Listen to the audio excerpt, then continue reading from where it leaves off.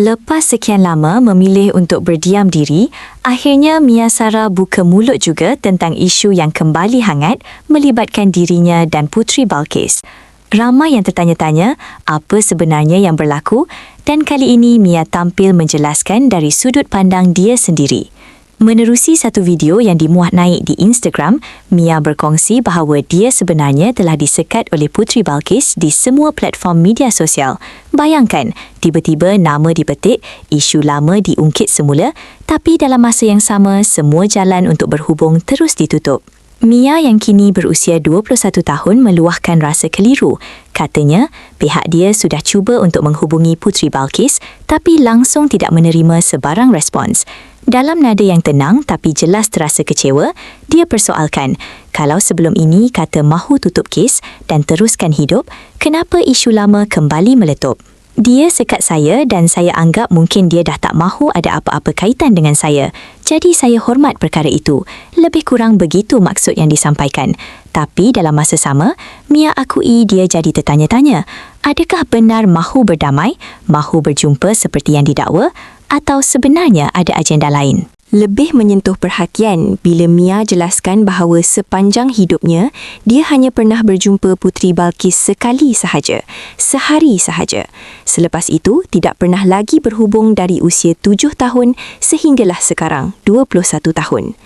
Tentang tuduhan membuli, Mia menafikan sekeras-kerasnya. Katanya tuduhan itu terlalu berat untuk ditanggung. Dia juga menyentuh tentang dakwaan kononnya ada isu lama ketika mereka masih kecil. Dalam nada sedikit sinis, Mia berkata waktu usia 7 tahun, dia pun belum faham apa-apa. Istilah-istilah seperti yang disebut sebelum ini pun, dia sendiri tidak tahu maksudnya ketika itu. Bagi Mia, bagaimana mungkin satu pertemuan sehari boleh disifatkan sebagai satu perbuatan buli yang berpanjangan? Namun, dalam masa sama, dia juga memberi amaran.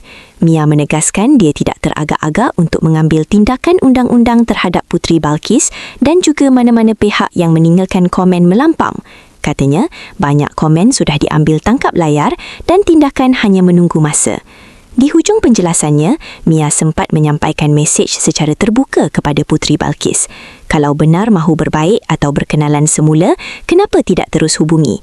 Nombor telefon ada, saluran komunikasi itu wujud. Isu ini sebenarnya lebih daripada sekadar pertelingkahan dua figura muda. Ia tentang persepsi, tentang luka lama yang mungkin masih belum sembuh dan tentang bagaimana satu cerita boleh mempunyai dua versi yang berbeza. Pada akhirnya, siapa yang benar, siapa yang tersalah faham, atau mungkin ada perkara yang kita sebagai orang luar tidak pernah tahu sepenuhnya. Apa pandangan anda tentang situasi ini? Patutkah ia diselesaikan secara tertutup atau wajar didedahkan untuk membersihkan nama?